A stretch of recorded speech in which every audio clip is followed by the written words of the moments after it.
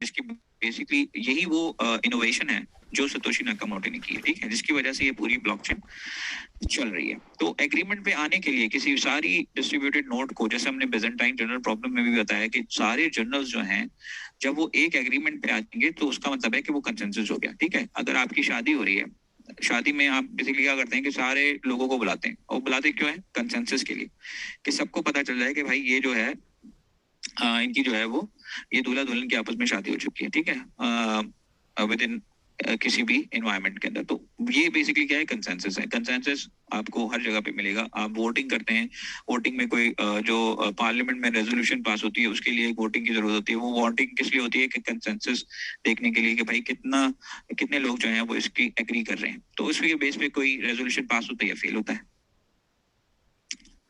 अच्छा जी, कंसेंसस के मैकेनिज्म क्या है? एक तो एग्रीमेंट होना चाहिए, integrity, no node can make decision more than once in a single consensus cycle. तो जो साइकिल है उसका कंसेंसस का, उसमें जो है वो एक नोड, जैसे प्रूफ ऑफ वर्क में एक नोड जीत रहा है, ठीक है, तो सारे नोड ये नहीं कहेंगे मैं सब के सब जीत गए। तो इंटीग्रिटी मेंटेन होती है उसमें। वैलिडिटी क्या है? तो value agreed upon bye all honest. अच्छा, वैलिडिटी क्या है? कि सारे के सारे लोग जो हैं वो वेरीफाई और वैलिडेट कर रहे होते हैं सारी चीजों को। ऐसा वो इसलिए कर रहे होते हैं कि किसी ने अगर गलत लिखा है ताकि तो वो आइडेंटिफाई हो जाए, किसी ने कोई गलती की है तो वो आइडेंटिफाई हो जाए, किसी ने कोई मिस्टेक की है तो वो आइडेंटिफाई हो जाए, ठीक है। तो कंसेंसस में ये हो रहा होता है। फॉल्ट टॉलरेंस मैंने आपको पूरा समझाया कि कैसे जो है वो फॉल्ट टॉलरेंस होती है। टर्मिनेशन, जैसे ही कोई आपको नोड मिलती है जो कि बेसिकली सही से काम नहीं कर रही है, ठीक है, तो वो बेसिकली और बेसिकली दूसरा क्या है कि ये जो कंसेंसस एल्गोरिथम का राउंड है, ठीक है, ये राउंड बेसिकली स्टार्ट होता है और फिर ये टर्मिनेट होता है। टर्मिनेट कहाँ होता है? जब सारे के सारे नोड जो हैं वो उस ब्लॉक को वेरीफाई कर लेते हैं। तो इसमें बेसिकली ये इसके कुछ रिक्वायरमेंट्स हैं कंसेंसस की, ठीक है, कि ये होनी चाहिए।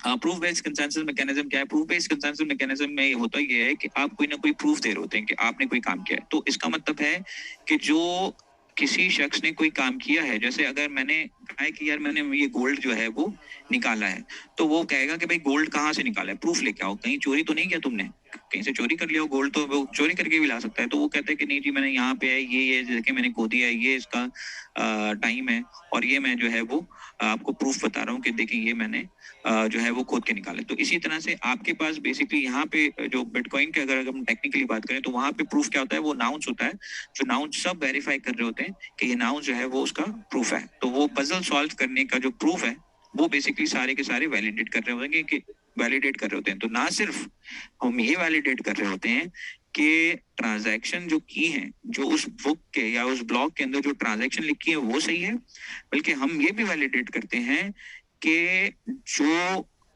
जो जीता है, जिस बेस पे वो जीता है, जिस बेस के ऊपर उसने विन किया है, वो भी सही है कि नहीं है, ठीक है।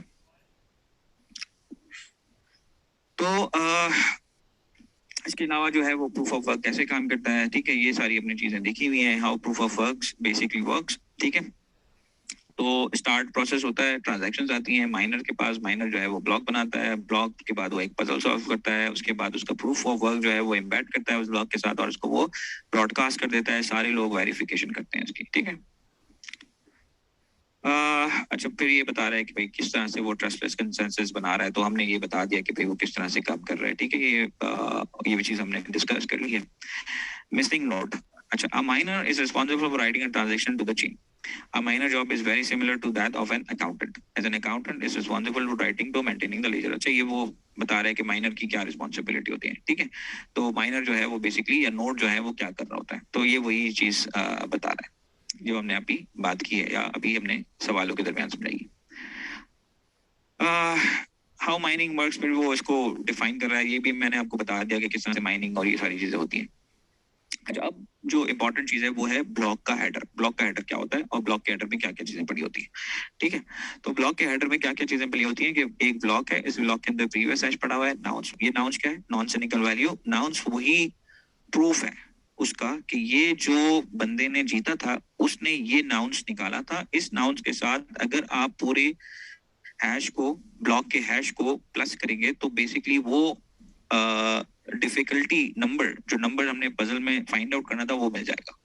तो ये इसको वैलिडेट कर रहे होते हैं, ठीक है। सो इसमें बेसिकली क्या होता है? प्रीवियस हैश ब्लॉक, पिछले ब्लॉक का हैश होता है, नाउंस होता है, नाउंस वो नॉन सिनिकल वैल्यू है जो बेसिकली काउंटर है, जो प्रूफ ऑफ वर्क में हर मशीन को काउंट करना होता है। मर्कल रूट है, मर्कल रूट क्या होता है? तो जी मर्कल रूट जो है वो एक बाद में पूरा एक्सप्लेन होगा, लेकिन मर्कल रूट बेसिकली क्या होता है कि इस ब्लॉक के अंदर जितने भी हैशेस हैं, जितने भी ट्रांजैक्शंस हैं, जितनी भी इस ब्लॉक में ट्रांजैक्शन है, उसको हम क्विकली वेरीफाई करते हैं। तो क्विकली वेरीफाई कैसे करते हैं? हम इसको मर्कल रूट के थ्रू क्विकली वेरीफाई करते हैं। अच्छा, मैं मर्कल रूट अब थोड़ा आपको समझा देता हूँ। अब पार्ट ऑफ दैट इसके अंदर टाइम स्टेप होती है, ठीक है जी। तो मर्कल रूट क्या होता है? मर्कल रूट क्या होता है कि मिसाल के तौर पे आपको एक बुक है, उसमें बुक में 10 पेजेस है। अब आप उस बुक को वेरीफाई करना चाहते हैं क्विकली, कि मैं बगैर ये 10 पेज पढ़े हर पेज को वेरीफाई कर लूं कि उसमें जो है वो कोई चेंज तो नहीं है। तो आप क्या करेंगे कि मर्कल रूट का फार्मूला यूज करेंगे। उसमें क्या करेंगे आप? बेसिकली क्या करेंगे, देखिए मैं आपको इसमें थोड़ा सा करके बता देता हूँ कि आप एक्चुअल करेंगे क्या 10 लोगों के साथ।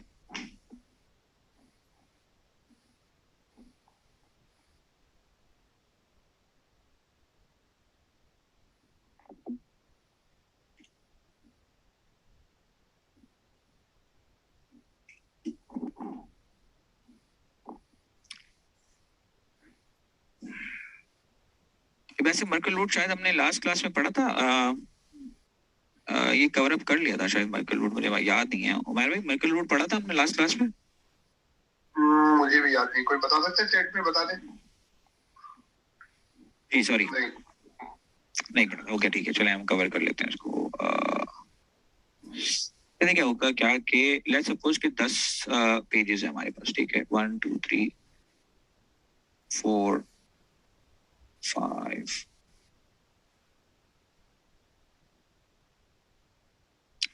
चले हम अभी समझ लेते हैं कि हमारे पास जो है वो 6 जो है वो पेजेस हैं, ठीक है जी। ये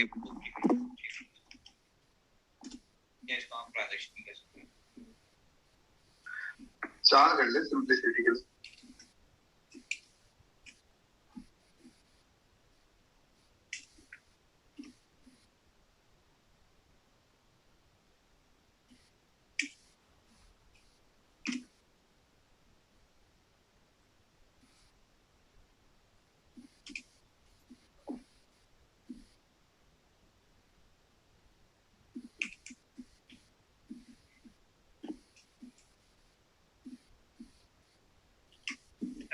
के 4 पेजेस हैं।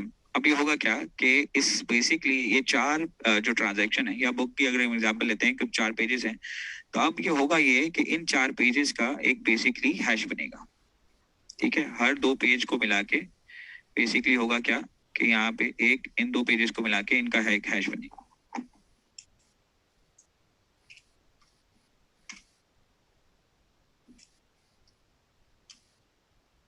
ठीक है। इन दोनों को कंबाइन करके इनका एक हैश बन जाएगा। इस हैश का फिर क्या बनेगा बेसिकली? अभी 2 हैश हो गए, तो यहाँ बेसिकली एक इन 2 हैश को मिल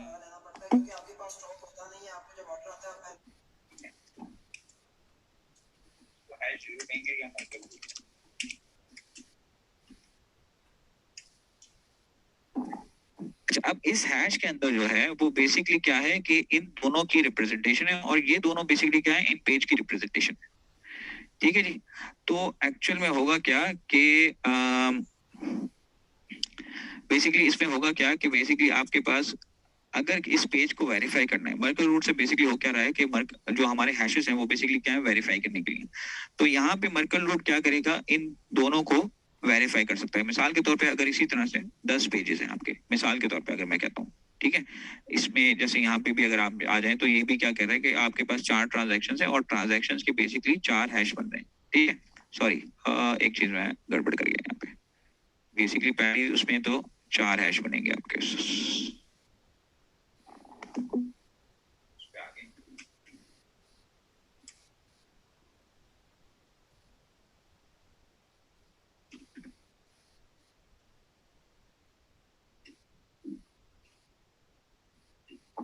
अच्छा, ये 4 के 4 हैश बनेंगे।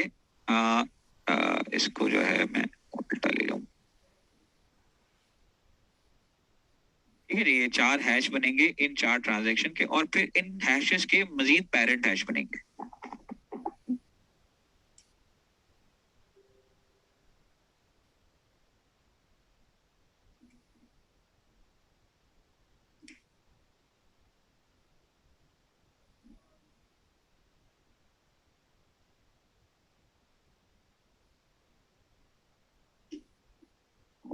ठीक है जी। तो ये कुछ इस तरह से होगा और ये इसी तरह से समझाया हुआ है कि अब बेसिकली क्या है कि हर पेज का एक हैश बना है, तो इसका मतलब है कि इस पेज में अगर कोई भी चेंज होगा तो ये हैश 4 चेंज हो जाएगा।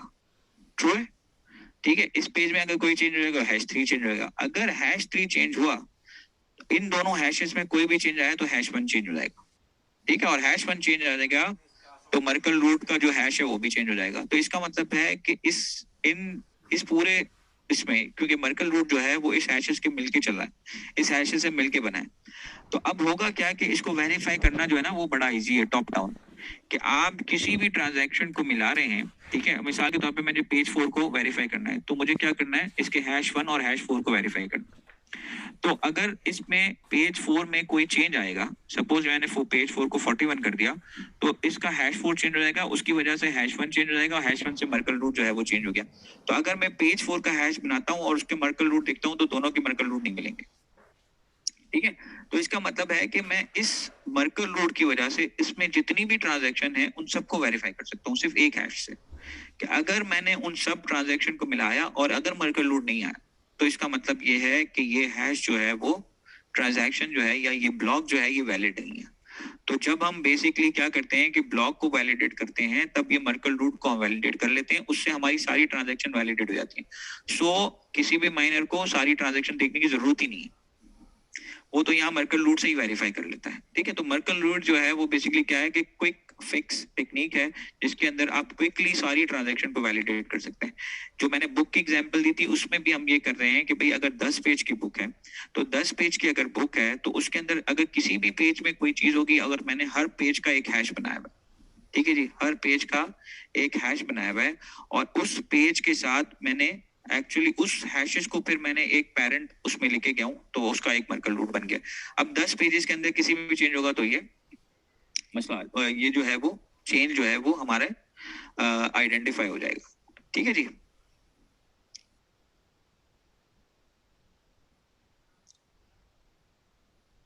सो this is basically called Merkle root और बेसिकली ये जो सारा चीज है वो क्या कहलाती है, मर्कल ट्री। ये हम एक्चुअल देख चुके हैं कि भाई डिस्ट्रीब्यूटेड और डिसेंट्रलाइजेशन में क्या फर्क है। ठीक है जी। डिसेंट्रलाइज का मतलब ये है कि किसी कोई भी जो है वो उसका सेंट्रलाइज पॉइंट नहीं है। सेंट्रलाइज में बेसिकली आपकी सारी एक जगह सेंट्रलाइज हो रहा है और वो सेंट्रल है। डिसेंट्रलाइज का मतलब है कोई भी इसकी सेंट्रल अथॉरिटी नहीं है। डिस्ट्रीब्यूटेड ये सारे जो है वो ये तीनों जो है वो बेसिकली ये बल्कि सारे के सारे ये डिस्ट्रीब्यूटेड ही है। ठीक है। डिस्ट्रीब्यूटेड का मतलब ये है कि चीजें जो है वो इसमें बहुत सारी जगहों पे कॉपीड है या बहुत सारे लोग जो हैं वो बहुत सारे काम कर रहे हैं।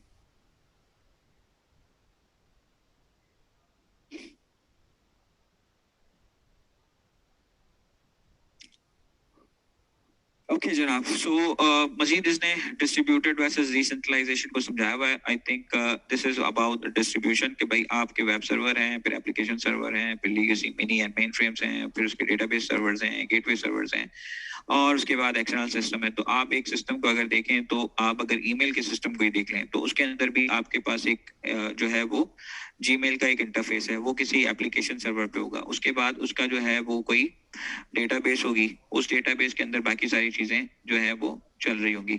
तो ये जो चीजें हैं ये बेसिकली क्या है, आपकी जो है वो डिस्ट्रीब्यूशन में आ जाती हैं। डिसेंट्रलाइजेशन का मतलब क्या है? डिसेंट्रलाइजेशन का मतलब ये है, अच्छा ये जो है ये किसी सिस्टम में भी हो सकती हैं। गूगल जो है वो उनको गूगल जो है वो गूगल की जीमेल है या फेसबुक है, फेसबुक में भी ये सारी डिस्ट्रीब्यूशन सिस्टम है, उनके सर्वर्स हैं, लेकिन फेसबुक उसको कंट्रोल कर रहा है। तो उनका सिस्टम तो डिस्ट्रीब्यूटेड है लेकिन वो सेंट्रलाइज है। डिसेंट्रलाइजेशन में क्या होता है कि कोई सेंट्रलाइज अथॉरिटी नहीं है। ठीक है। जिस तरह से ब्लॉकचेन है कि नोड्स हैं और नोड्स अपना काम कर रही है, नोड्स आपस में जो है वो कम्युनिकेट भी कर रही है, हर एक नोड जो है वो हर एक से कम्युनिकेट कर रही है, लेकिन उसमें बीच में कोई भी सेंट्रलाइजेशन नहीं है। फुली सेंट्रलाइज, सेमी सेंट्रलाइज और फुली डिसेंट्रलाइज। फुली सेंट्रलाइज का मतलब है कि आप एक जो फर्म है फेसबुक जो है वो कंट्रोल कर रहे हैं। सेमी डिसेंट्रलाइज का मतलब है मोस्ट प्रोबेबली हम कह सकते हैं कि जो मल्टीनेशनल कंपनीज होती हैं वो सेमी सेंट्रलाइज होती हैं, उसमें बहुत सारे लोग हैं, जैसे बैंक सिस्टम है, बैंकिंग सिस्टम है। बैंकिंग सिस्टम में भी जो है वो आप एक सेमी सेंट्रलाइज सिस्टम में होते हैं कि जब आप बेसिकली ट्रांजैक्शन जो है वो बैंक से वैलिडेट कर रहे होते हैं, हर बैंक जो है वो अपने बैंक के साथ जो है वो दूसरे बैंक के साथ कम्युनिकेट कर रहा होता है, अपनी ट्रांजैक्शन जो है वो वैलिडेट कर रहा होता है। फुली डिसेंट्रलाइज सिस्टम कौन सा है कि जिसमें कोई सेंट्रलाइजेशन नहीं है। तो फुली डिसेंट्रलाइज सिस्टम के अंदर जो है वो हम एक ब्लॉकचेन को कह सकते हैं। उसके अलावा कोई ऐसे गवर्नमेंट कोई ऐसी जो है वो कम्युनिटी ऑर्गेनाइजेशंस हैं जो कि डिसेंट्रलाइज होती हैं, ठीक है, जैसे तालिबान है। तालिबान को भी हम एक डिसेंट्रलाइज अथॉरिटी कह सकते हैं एक हद तक, क्योंकि उनका जो है वो टॉप डाउन स्ट्रक्चर नहीं है, बॉटम टू टॉप स्ट्रक्चर है उनका। जो जो तालिबान या इस तरह से गोरिल्ला फाइटिंग जो करते हैं बहुत सारे, उसमें उनकी क्या होता है कि वो डिसेंट्रलाइज और डिस्ट्रीब्यूटेड होते हैं, हर कोई अपने हिसाब से अपनी कार्रवाई कर रहा होता है। इसी तरह से फौज है, अगर सही है तो फौज जो है वो आप कह सकते हैं कि सॉरी मैं अगेन वापस पे आता हूँ। तो इसकी एक बुक थी, तालिबान के ऊपर एक बुक लिखी हुई थी अमेरिका के एक सीनियर जो है वो फौजी वेटरन ने। इसके बुक का नाम था टीम ऑफ टीम्स। और टीम ऑफ टीम का कॉन्सेप्ट ये था कि फौज जो है वो बेसिकली क्या करती है, ऊपर से ऑर्डर देती है नीचे, ठीक है, ऊपर से ऑर्डर आता है, वो फिर ड्रिल डाउन होकर नीचे जाता है, और फिर जो आखिरी जो सिपाही होता है वो फिर काम कर रहा होता है, वो है उस ऑर्डर पे चल रहा होता है। तालिबान का जो सिस्टम है या गोरिल्ला फाइटिंग का जो सिस्टम है वो पूरा उल्टा है। उल्टा ये है कि ये लोग जो हैं वो जो एक पर्टिकुलर एरिया के जो वो एक पर्टिकुलर ग्रुप है वो कार्रवाई अपनी एग्जीक्यूट करता है बिल्कुल ऑटोनोमसली, और वो सिर्फ उनको इन्फॉर्म करता है कि हम ये कार्रवाई करने जा रहे हैं, ओके और नॉट, दैट्स इट। वो ओके और नॉट का भी वो नहीं है, बस वो इन्फॉर्म कर रहे होते हैं कि भाई ये कार्रवाई हम करने जा रहे हैं और आप अपने जो है वो अपने सर जो है वो इसका रिवॉर्ड ले लेना, ठीक है, तो वो कार्रवाई कर देते हैं। तो इस तरह से वो जो है वो टीम ऑफ टीम्स या उसके अंदर जो जो सेंट्रलाइज कम्युनिकेशन का सिस्टम है वो है ही नहीं, वहाँ पे वो कोई नहीं है। आप किसी को भी इसीलिए वो जो है वो कह रहे हैं कि भाई अगर हम इसको खत्म भी करते हैं, क्योंकि आप जब डिसेंट्रलाइजेशन में होता क्या है, आप नोड को खत्म करते हैं, एक नोड को खत्म करेंगे, दूसरा नोड मसला है, तीसरा नोड है, ये है वो।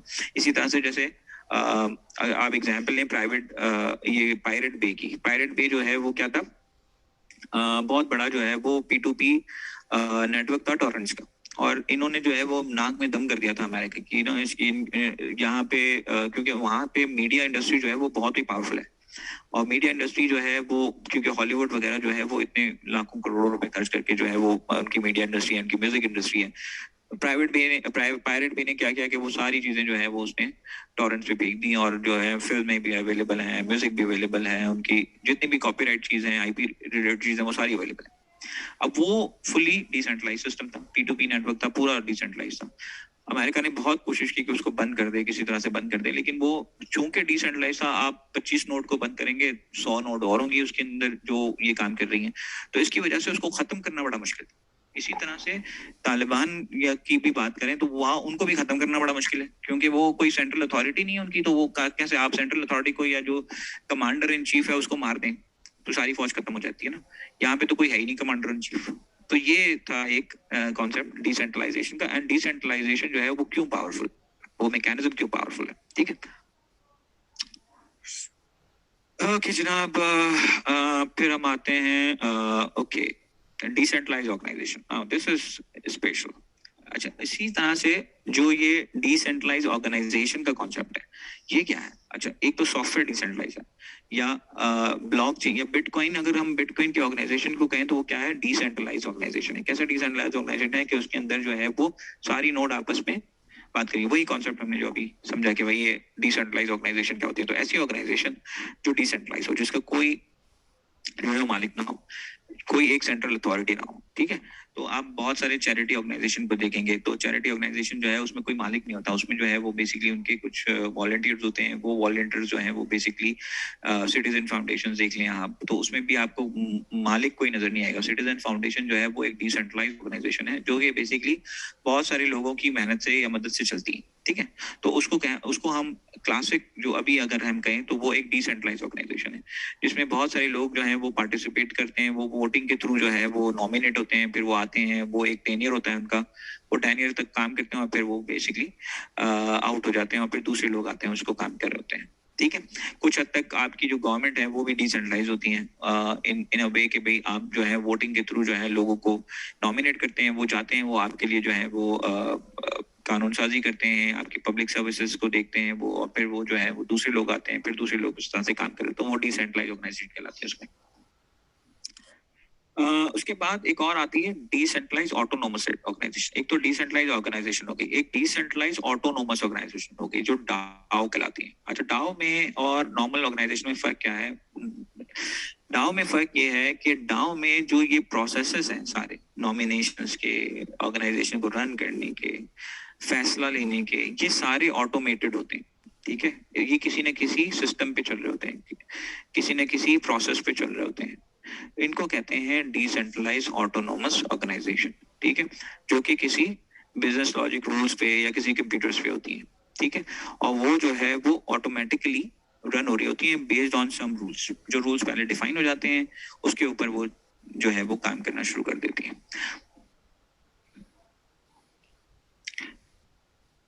और इसी तरह से एक और नया कॉन्सेप्ट जो है वो दे रहे हैं कि भाई इसी तरह से ऑर्गेनाइजेशन के अलावा कॉर्पोरेशंस भी हो सकती हैं। कॉर्पोरेशन का मतलब ये हो गया कि मल्टीपल ऑर्गेनाइजेशन मिलके, मल्टीपल डाउज मिलके एक कॉर्पोरेशन बना सकती हैं। ठीक है, और उस कॉर्पोरेशन को आप चला सकते हैं। मिसाल के तौर पे इसमें जो है वो आपका पूरा फाइनेंस सिस्टम की एक कॉर्पोरेशन बन गई जो कि डाओ बेस्ड है। ठीक है, तो उसके अंदर जो है वो बहुत सारे प्रोसेसेस हैं, जैसे लैंडिंग का प्रोसेस है, उसमें एक क्या मनी ट्रांसफर का जो है वो कॉन्सेप्ट है। उसके अलावा जो है वो आपकी जो इंपोर्ट एक्सपोर्ट होती है उसके अंदर जो लेटर ऑफ क्रेडिट्स और ये सारी चीजें होती हैं उसका एक कॉन्सेप्ट है। यील्ड फार्मिंग का कॉन्सेप्ट है। ये सारे कॉन्सेप्ट हैं अलग अलग, और इसके साथ मिलके आप ये जो सारी चीजें हैं उनको अलग अलग ऑर्गेनाइजेशन बना लें। ऑर्गेनाइजेशन को आप समझ लें डिपार्टमेंट्स हैं, और इन डिपार्टमेंट के अंदर एक कॉर्पोरेशन बन सकती है, तो ये भी ऑटोनोमस कॉर्पोरेशन हो सकती है। ठीक है, तो आप एक पूरी कंपनी को ऑटोनोमस बना सकते हैं, उसके डिपार्टमेंट को डाओ बना दें। ठीक है, एक यूनिलीवर बनाना है आपको। यूनिलीवर क्या है? एक पूरा कॉर्पोरेशन है। यूनिलीवर कॉर्पोरेशन है, उस कॉर्पोरेशन के अंदर अगर आप जाके देखेंगे तो वहां पे डिफरेंट डिपार्टमेंट्स एंड ब्रांड्स हैं, वो बेसिकली एक अपनी ऑर्गेनाइजेशन है। मिसाल के तौर पे लिप्टन जो है वो एक पूरी ऑर्गेनाइजेशन है।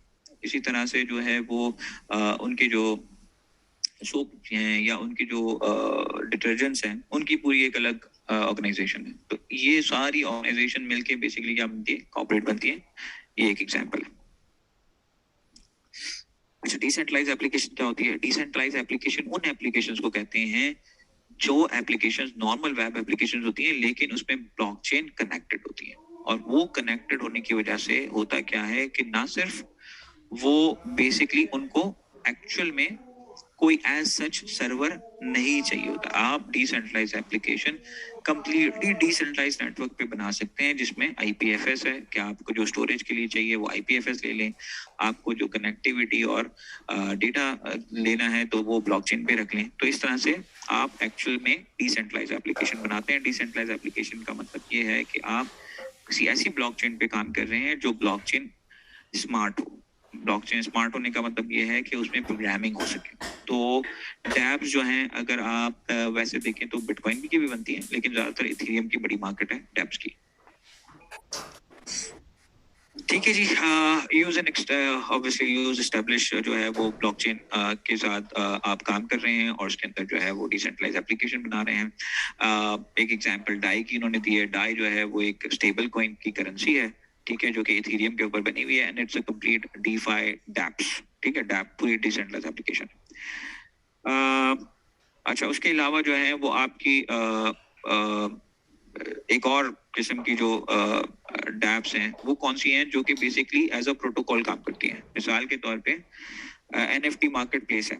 अब एनएफटी मार्केट प्लेस जो है वो क्या है? बेसिकली आपके एनएफटी को सेल एंड परचेज करने का एक वेबसाइट है या एक एप्लीकेशन है। अब उस एप्लीकेशन के अंदर अगर आप एनएफटी मार्केट प्लेस को देखें तो उस एप्लीकेशन के अंदर आपको बहुत सारे प्रोटोकॉल मिलेंगे। प्रोटोकॉल का मतलब ये है कि एनएफटी मार्केट प्लेस की जैसी आपको और एप्लीकेशंस बनानी है। ठीक है, मिसाल के तौर पे मैं चाह रहा हूँ कि मैं उस पे जो है वो जो मैं जो आर्ट बना रहा हूँ या मैं जो फोटोग्राफी कर रहा हूँ उसके लिए मैं एक एनएफटी मार्केट प्लेस बनाना चाहूँ, तो मैं क्या करूँगा? उस प्रोटोकॉल को देखूंगा जैसे रेयरेबल प्रोटोकॉल है, ओपन सी भी एक प्रोटोकॉल पे बना हुआ है, तो वो प्रोटोकॉल बेसिकली बना रहे हैं। तो प्रोटोकॉल बनाने का मतलब है कोई भी आके इस तरह की एप्लीकेशन बना सके, ठीक है। तो ये आता है टाइप 2, यानी कि उस तरह की एप्लीकेशन जिसमें प्रोटोकॉल बन रहे हो, जिसमें हम किसी एप्लीकेशन बनाने की के फ्रेमवर्क बना रहे हो। मिसाल के तौर पे अगर मुझे दराज बनाना है, तो दराज के लिए मैं क्या करूंगा, दराज बनाना है मुझे, या दराज या अमेजोन बनाना है, तो मैं क्या करूंगा। तो मैं एक तो ये कर सकता हूँ कि मैं स्क्रैच से स्टार्ट कर दूं एप्लीकेशन बनाना और पूरी दराज जैसी एप्लीकेशन बनाऊं। एक मैं क्या कर सकता हूँ कि मैं बनी बनाई एप्लीकेशन ले लूं और उसके बाद उसको मैं चेंज करके उसके ऊपर काम करूं। वो बनी बनाई एप्लीकेशन क्या है, वो प्रोटोकॉल है, ठीक है। वो बनी बनाई एप्लीकेशन में वो बेसिकली एप्लीकेशन नहीं बेच रहा, वो तो ये बेच रहा है कि आपको दराज बनाना है, अमेजोन बनाना है, आपको कोई ईबे बनाना है, तो ये मेरा ले लें सिस्टम, ये मेरा सिस्टम ले लें और इसके ऊपर आप बना लें। तो वो बेसिकली क्या है, प्रोटोकॉल है। समझ मारी? अच्छा जनाब, सो अच्छा जनाब, ये नॉर्मल हमारा डैप्स का और नॉर्मल एप्लीकेशन का एक फ्रेमवर्क दिया हुआ है कि कैसे नॉर्मल एप्लीकेशन होती है और कैसे जो है वो डिसेंट्रलाइज एप्लीकेशन होती है, ठीक है। एप्लीकेशन, वेब एप्लीकेशन कैसे होती है? वेब एप्लीकेशन में क्या होता है कि यूजर होता है, आप बैठे हुए ब्राउजर पे, ठीक है। ये जो मैं अभी कर रहा हूँ, ठीक है, ये जो अभी मैं प्रेजेंटेशन रन कर रहा हूँ, उसमें मैं क्या है कि मेरे पास एक इंटरफेस है, यूजर हूँ मैं, और मैं एक ब्राउजर यूज कर रहा हूँ। ब्राउजर क्या है, मेरा क्लाइंट है, ठीक है।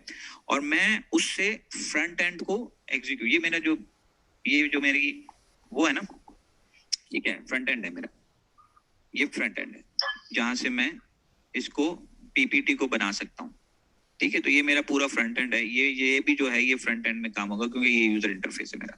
तो ये वेब यूआई आ गई। उसके बाद ये बेसिकली कनेक्ट किस पे हो रहा है, वेब सर्वर पे। ये कौन से वेब सर्वर पे जा रहा है, ये जा रहा है docs.google.com पे। तो ये क्या है, ये कोई सर्वर है, वेब सर्वर है जहां पे पड़ा हुआ है। और ये जो फाइल स्टोर हो रही है, ये कहीं ना कहीं किसी डेटाबेस में स्टोर हो रही होगी, तभी मैं इसको रिकॉल करके आ रहा हूँ ना। ये ब्लॉकचेन इंट्रो फॉर पीआईएसी जो है, वो कोई फाइल बनी हुई है मेरी, कहीं पे स्टोर होगी डेटाबेस में कहीं, तो मैं उसको यहाँ से देख रहा हूँ उसको। ये समझ में आ रही बात? तो ये है नॉर्मल एप्लीकेशन, जो नॉर्मल एप्लीकेशन बनती है जिसमें यूजर क्या करता है, इसके पास एक सिस्टम है, उसमें एक ब्राउजर है, ब्राउजर से वो फ्रंट एंड पे कनेक्ट होता है, जिससे वो कुछ काम एक्टिविटीज या एक्शन जो है वो किसको भेजता है, वेब सर्वर को भेजता है। वेब सर्वर जो है वो उस पर काम करता है, उसमें से कुछ चीजें स्टोर करता है, उसके बाद उसको रिप्लाई बैक कर देता है और उसको फिर नई चीज दिखाना शुरू कर देता है, ठीक है। मैं फाइल सेव किया या मैंने एक नई प्रेजेंटेशन बनाई, तो मैंने अब नई प्रेजेंटेशन बनाऊंगा तो वो बेसिकली क्या होगा कि वो उसकी ये सारी कम्युनिकेशन जाएगी वेब सर्वर को, वेब सर्वर फिर उसमें से रिटर्न मुझे करेगा कि भाई आप नहीं बना लो। अच्छा, अब डैप्स में क्या होता है? डैप्स में एक्चुअल में होता ये है जनाब कि आपके पास इंटरफेस होता है। माइक करीब कर ले तो वॉइस कम आ रही है, वैसे मुझे तो ठीक आ रही है, और थोड़ी सी जोर से बोल ले, माइक थोड़ा करीब कर ले। यार ये तो बिल्कुल मेरे मुंह के पास है माइक, इससे ज्यादा तो मैं करीब नहीं कर सकता उसको। मेरे हिसाब से कहीं माइक चेंज तो नहीं हो गया? नहीं, सही आ रही है, अब ठीक आ रही है आवाज, जो आप लास्ट सेंटेंस बोल रहे हो ना। अच्छा चलिए, अब यहाँ पे जो डैप्स होती है वो कैसे काम करती है, ठीक है। अभी बहुत सारे लोगों को सवाल था कभी डैप्स कैसे काम करती है। तो डैप्स कैसे काम करती है कि यूजर जो है वो क्या करता है, आपके पास इसी तरह से वेब यूजर फ्रंट एंड होगा, ठीक है। मिसाल के तौर पे ये अगर एप्लीकेशन जो है वो डैप्स पे होती तो कैसे काम करती, ये जो प्रेजेंटेशन की है, इसमें मैं क्या करता है कि ये एक डैप का फ्रंट एंड वही होता है जैसे अभी फ्रंट एंड है, ये जो प्रेजेंटेशन आ रही है, ठीक है। मिसाल के तौर पे ये जो है वो डिसेंट्रलाइज एप्लीकेशन बनी हुई है, ठीक है। अब होता क्या इसके अंदर कि ये मेरे पास जैसे ही मैं इसमें कुछ सेव करता या मैं कोई एक्शन करता, तो कुछ एपीआई से कनेक्टिविटी होती है मेरी, और वो कनेक्टिविटी कहाँ जा रही होती है, ब्लॉकचेन के नेटवर्क पे, ठीक है। इसमें बीच में कोई वेब सर्वर नहीं है, कोई बैकएंड डेटाबेस नहीं है, बल्कि ये कहाँ जा रहा है, ब्लॉकचेन पे। यहाँ से ब्लॉकचेन से जवाब आता है और वो फिर मुझे रिटर्न हो जाता है। तो एक्चुअल में मैं यहाँ क्या करूंगा, अगर मैं जैसे ही यहाँ पे सेव करूंगा तो मेरे पास यहाँ पे एक ब्लॉकचेन का खुल जाएगा कि भाई ये आपने, अब यहाँ पे क्या होगा कि मैं अगर यहाँ पे न्यू करता हूँ ना, या मैं जाके प्रेजेंटेशन करता हूँ new,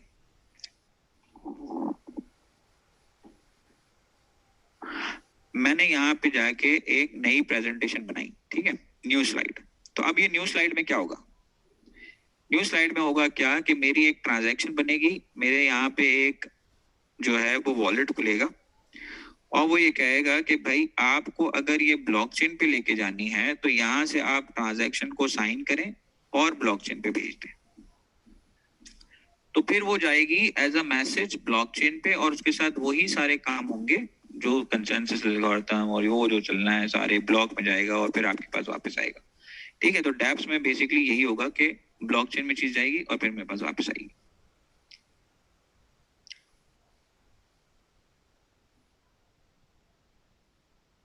so let's back to the यहाँ पे। ठीक है, तो इसमें तो थोड़ा सा फर्क है यहाँ पे कि यहाँ पे एक्चुअल में क्या है कि कोई एक सर्वर होने के बजाय मल्टीपल नोड्स हैं, किसी के ऊपर भी जा सकता है। कोई एक सर्वर पे नहीं जाएगा, किसी पे भी जाएगा और अपनी इंफॉर्मेशन लेके आ जाएगा, क्योंकि सारे सर्वर जो हैं यहाँ पे जितनी भी नोड्स हैं सबके पास एक ही इंफॉर्मेशन है, उसके पास सबके पास एक इंफॉर्मेशन है, किसी के पास अलग अलग इंफॉर्मेशन नहीं है। सो ये बहुत सारे प्लेटफॉर्म है, इथेरियम है, मेडसेफ है, लिस्क है, ईओएस है, और भी बहुत सारे हैं, सोलाना है और टेरा है, सोलाना है, कार्डानो है, बहुत सारे प्लेटफॉर्म है जो डिसेंट्रलाइजेशन और एप्लीकेशन प्रोवाइड करते हैं।